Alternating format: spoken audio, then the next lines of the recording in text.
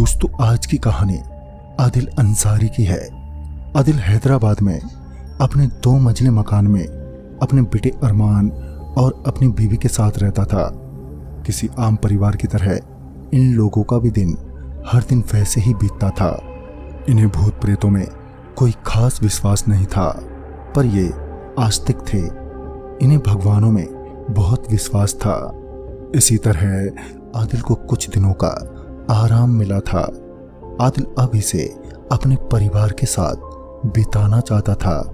सभी कहीं घूमना चाहते थे, पर कहीं ज्यादा समय तक जाना अरमान की पढ़ाई को नुकसान पहुंचा सकता था। इस पर आदिल की वाइफ आदिल से बोली, काफी समय से हम दरगाह नहीं गए हैं, ना ही हमने रहमत मियाँ के दर्शन किए। आदिल ने भी मन बनाया कि वो अपने परिवार समेत एक बार दरगाह पर घूमकर आएगा, जिससे शायद अल्लाह की कृपा उस पर बनी रहे। वो जिस इलाके में रहता था उससे करीब 100 से 120 किलोमीटर किनारे पर एक संतंत दरगाह था। आदिल ने सोचा कि समय अच्छा है। उसको कंपनी से भी कुछ दिनों की छुट्टी भी मिली थी और अगले ही दिन वह उस दरगाह के लिए घर से निकल गए। रास्ते में जाते वक्त वह उसी दरगाह के बारे में एक किताब में पढ़ रहा था।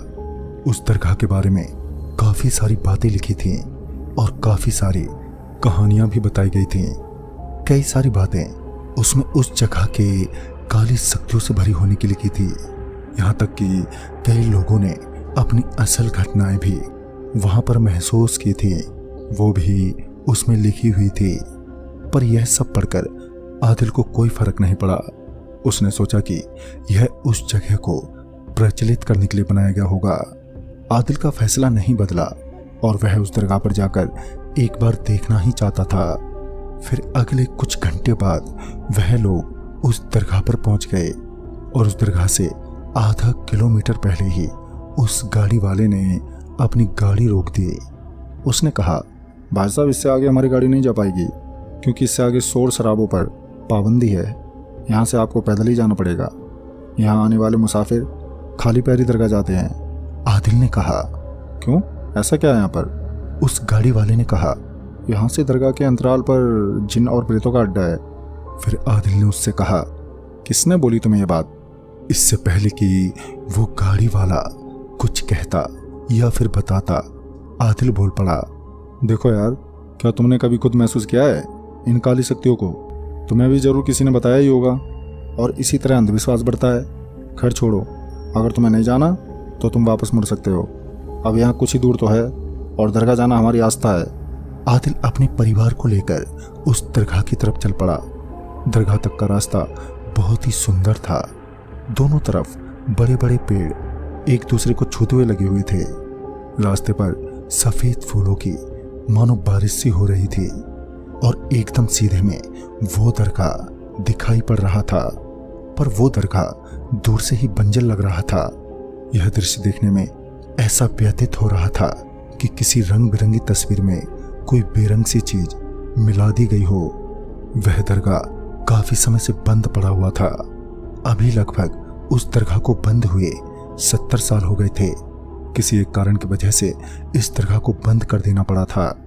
आदिल को दूर से वह दरगाह आकर्षित कर रहा था। अब तो उसके मन में दरगाह पर घूमने की इच्छा और भी उमड़ रही थी। दरगाह के अंदर जाने से पहले ही वहां पर बड़ा सा एक बोर्ड लगा हुआ था, जिस पर दरगाह के बारे में कई बातें लिखी हुई थी, जैसे कि यह दरगाह कब बनाई गई है और किस कारण इस दरगाह को बंद किया गया। पर अंत में बड़े से लाल अक्षरों में लिखा था कि यहाँ पर समूह में ही आए, अकेले आने की हिमाकत ना करें। उसे पढ़ने के बाद आदिल को यह पता चला कि यह दरगाह इल्लीगल जमीन पर बनाई गई थी, जो कि अंग्रेजों के समय में ही बनी थी। अंग्रेजों का भारत से जाने के बाद इस दरगाह को बंद कर दिया गया, पर उसी साल सरकार भी बदल गई थी, इसीलिए दरगाह को अपनी जगह से नहीं हटाया गया और इसी तरह वो दरगाह खंडर बना रहा। तभी आदिल ने आखिरी वाक्य को कुछ इस तरह से नजरअंदाज किया जैसे कि उसका कुछ मतलब ही ना हो। वह सोच रहा था कि मेरे बगल वाले बंद घरों के बारे में लोग इतनी कहानियां बना देते हैं, तो यह बात तो जायज ही है कि इस दरगाह के बारे में लोगों ने कितनी सारी कहानियां बनाई होंगी। आदिल अपने परिवार के साथ उस दरगाह में दाखिल हुआ तो उसने देखा कि वहां पर कुछ और लोग भी मौजूद हैं जो एक मस्जिद के आगे माथा टिकाए हुए हैं और कुछ बाबा लोगों के ऊपर से भूत प्रेत निकाल रहे हैं। माहौल बड़ा अंधविश्वासी था आदिल के लिए। आदिल का बेटा अरमान दरगाह के अंदर घुसते ही मानो बहुत ज्यादा जोशीला हो गया था और दरगाह के दूसरे कोनों में भागने लगा और आदिल दरगाह को अच्छी तरह से देखने लगा। वहां की गई नक्काशी एवं वहां के दीवारों पर बनाई गई तस्वीरें, इन सब का वो आनंद ले रहा था कि तभी आदिल को उसके पत्नी की चिल्लाने की आवाज सुनाई दी। आदिल उसकी पत्नी के पास दौड़ते हुए गया और उसने अपनी पत्नी से चिल्लाने का कारण पूछा। तब उसकी पत्नी ने बताया कि उसने 2 लोगों को चाकू मारते हुए देखा है। दरअसल वो चाकू नहीं बल्कि खंजर था। वो दोनों एक दूसरे के पेट में और छाती में घोंपे जा रहे थे। बावजूद इसके वो जोरों से हंस रहे थे। जैसे ही वो चिल्लाई दोनों वहीं नीचे के नाले में कूद गए और ये सुनकर आदिल हंसने लगा और बोला, क्या अरमान की माँ, तुम भी ना, लगता है इन किस्से कहानियों का असर तुम पर भी दिख रहा है। भला किसी को अगर खंजर लगेगा तो वो चीखने की बजाय हंसेगा क्यों? आदिल अपनी पत्नी को इतना कह ही रहा था कि तभी उसके बेटे अरमान के चिल्लाने की आवाज आई और जब वो दोनों उसकी आवाज के पीछे गए तो उन्होंने पाया कि अरमान बेहोश पड़ा हुआ है और जिस कमरे में अरमान बेहोश पड़ा था वह पूरी तरह से खाली ही था। अरमान के कपड़ों पर किसी के हाथ के निशान बने हुए थे। तभी वो लोग इसे देखकर काफी ज्यादा डर गए और उन्होंने फैसला किया कि अब वो यहाँ पर और देर नहीं रुकेंगे। दूसरे ही पल वे लोग दरगाह छोड़कर अपने घर की तरफ चल पड़े। उन लोगों ने अरमान के चेहरे पर पानी की छींटें मारी जिससे उसे होश आ गया और उसके तुरंत बाद ही उसे उठाकर तीनों जने दरगाह से बाहर जाने लगे। उन्हें दरगाह के बाहर एक अजीब सा आदमी दिखा जो आगे की तरफ हाथ किए उन्हें रुक जाने का इशारा कर रहा था। जब आदिल दरवाजे तक पहुंचा तो उसने कहा, आत्माओं ने अब तुम्हारे बेटे पर कब्जा कर लिया है। तुम्हारे बेटे ने आत्माओं की निशानियों और विधियों के साथ खिलवाड़ किया और उसी कमरे में पेशाब की जिसमें काली शक्तियों को बांधा गया है। ये सुनकर आदिल को एक झटका लगा पर उसने ज्यादा ध्यान न देते हुए दरगाह से बाहर निकल आया और कुछ ही देर बाद उसने टैक्सी की और वापस सीधा अपने घर आ गया। वह लोग दरगाह तो छोड़कर आ गए थे पर दहशत ने उनका पीछा नहीं छोड़ा था। फिर घर पहुंचने के एक दिन बाद ही अरमान को उल्टी हुई और वो चक्कर खाकर नीचे गिर पड़ा और वहीं बेहोश हो गया। फिर कुछ घंटों तक अरमान बेहोशी पड़ा रहा। अरमान की इस तड़पती हुई हालत को देखकर उसके माता पिता ने डॉक्टर को बुलाया। डॉक्टर के इलाज के बाद घर में अब कई अजीब अजीब सी चीजें अपने आप ही होने लगी थी। जैसे घर की गैस एक दिन अपने आप खुली मिली थी पर समय रहते ही उन्होंने गैस को बंद कर दिया और घर में टीवी अपने आप चालू हो जाती तो किसी नए जन्मे बच्चे की हंसने की आवाजें आने लगती थी और कभी कभी तो उन्हें दरवाजा खटखटाने की आवाजें भी आने लगी थी पर दरवाजा खोलने पर बाहर कोई नहीं होता था। रात में सोते वक्त घर के बाथरूम का नल खुद पे खुद खुल जाता और पानी टपकने लगता। अब आदिल खुद को दरगाह जाने के लिए कोस रहा था। यह हादसा बस यही नहीं थमा था, इसके साथ आदिल की तबीयत भी अब खराब होती जा रही थी। उन्होंने कई सारे डॉक्टर से अरमान को दिखाया पर उसकी तबीयत ठीक होने की बजाय वो और भी बीमार पड़ता जा रहा था। उसकी हालत इतनी बदतर होती जा रही थी कि अब वो अपनी ताकत से बिस्तर से भी नहीं उठ पा रहा था। कभी वो चिपकली की तरह दीवार पर रेंगता तो कभी उल्टा चलता। बस इतना ही नहीं, उनके घर पर अब आर्थिक रूप से भी ग्रहण लगने लगा था। आदिल का काम अब बिगड़ गया था जिस वजह से उसकी पोस्ट अपनी कंपनी में अब नीचे कर दी गई थी। इसके कारण आदिल की आमदनी भी अब कम हो गई थी और दिन पे दिन अरमान की हालत भी खराब होती जा रही थी।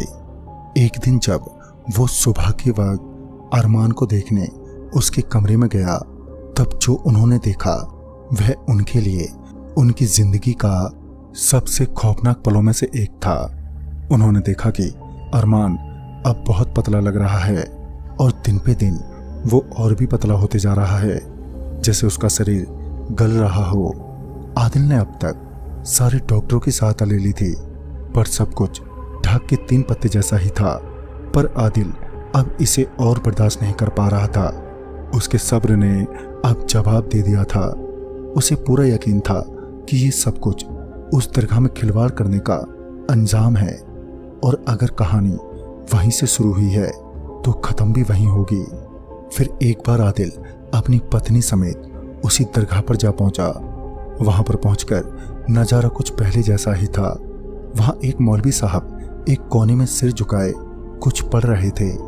आदिल उसके पास गया और उन्हें पुकारा। मौलवी साहब ने आदिल से उसकी परेशानी बताने को कहा। इस पर आदिल ने शुरू से लेकर अंत तक की सारी कहानी बता दी। तभी मौलवी साहब ने कहा, इस दरगाह के चारों तरफ कभी कब्रिस्तान था जो समय के साथ जमीन में धंस गया, पर वहां की आत्माएं उस जगह को नहीं छोड़ सकें। इस जगह पर काली शक्तियों और प्रेतों से पीड़ित लोग आते हैं और सिर झुकाए उससे छुटकारा पाना चाहते हैं। हम लोग उनकी पीड़ित अवस्था में सुधार करते हैं और उन पर हुई काली शक्तियों के प्रभाव को कैद करके इस दरगाह के अंतिम कमरे में रखते हैं। तुम्हारा यहाँ पर आना और उस कमरे में बिना ताबीज के जाना उनके लिए खुला निमंत्रण था। तुम्हारे बेटे को घोल ने पकड़ रखा है। घोल एक जिन्न की ही प्रजाति होती है जो बहुत आदमखोर होते हैं। इन्हें जिन्नों में से सबसे खतरनाक माना जाता है। ये घोल इंसान की आत्माओं पर पलते हैं, इसलिए तुम्हारे बेटे का शरीर गलता जा रहा है। यह जिन्नात तुम्हारे बेटे की आत्माओं को धीरे धीरे काबू में करके इसके जिस्म को खींच निकालेंगे। तब तुम्हारा बेटा बिल्कुल बेजान हो जाएगा और उसकी आत्मा घोल के हाथों में कैद हो जाएगी। और इससे पहले तुम्हारे बेटे का शरीर लाल पड़ जाए, तुम्हें इसे जल्द से जल्द यहाँ पर लाना होगा, वरना उसे खुदा भी नहीं बचा पाएंगे। तभी आदिल अपने घर पहुंचते ही अरमान के कमरे में गया और अरमान की यह डरावनी दशा देखकर कांप गया। अरमान के पूरे शरीर पर लाल धब्बे आना शुरू हो गए थे और जैसे ही आदिल अपने बेटे अरमान के करीब उसे हाथ लगाने के लिए गया, वैसे ही अरमान ने आदिल को जोर से धक्का दे दिया। अब इस समय अरमान की ताकत के सामने आदिल मानो किसी बच्चे जैसा लग रहा था। वह धीरे से धक्का देने पर ही आदिल के कमरे से बाहर जा गिरा। अरमान भले ही पतला हो रहा था, पर ताकत बहुत ही ज्यादा थी उसमें। अब आदिल के लिए ये बहुत मुश्किल हो गया था कि अरमान को अकेले दरगाह तक ले जाना। फिर जब दरगाह के मौलवी जी को उसने सारी बातें बताई, तब मौलवी साहब ने अपने कुछ बंदे भेजे। वो सभी मंत्र मुक्त थे, वो अरमान को काबू में कर सकते थे। जब आदिल दरगाह से उन लोगों के साथ घर पहुंचा और जैसे ही उसने अरमान के कमरे का दरवाजा खोला तो उसके तो होश ही उड़ गए। उसने देखा अरमान खंजर से लगातार अपने हाथों और जिस्म को काटे जा रहा था और बावजूद इसके वो हंसे जा रहा था। वो लोग उसे काबू में कर रहे थे, पर अरमान को काबू में कर पाना बहुत ही मुश्किल हो गया था। बड़ी ही मुश्किल से उसे जंजीरों से बांधकर गाड़ी में बैठाया गया। गाड़ी कुछ दूर आगे चलती और फिर अपने आप ही बंद पड़ जाती। जब गाड़ी बंद पड़ती तब अरमान के अंदर का वो जिन भयानक हंसी देता। किसी तरह मशक्कत करने के बाद वो दरगाह पहुंचे। दरगाह पर अपने कदम रखते ही अरमान अब बहुत जोरों से चीखने चिल्लाने लगा। उसने दरगाह से भागने की भी कोशिश की, पर वो असफल रहा। अब उसका पूरा जिस्म लाल और एक जिन्न में परिवर्तित हो रहा था। तभी मौलवी ने एक छड़ी से उसे काबू में किया और वहीं एक पुतले के खूंटे से उसे बांध दिया। अरमान लगातार चिल्लाता रहा, पर कोई फर्क नहीं पड़ा। मौलवी साहब ने तुरंत कुछ छिड़का और नमाज विधि को आरंभ किया, जिनमें उनके साथ 3 और मौलवी बैठे थे। वो किताबों को जोरों से पढ़े जा रहे थे। अरमान की बस चीखें ही वहां पर सुनाई दे रही थी।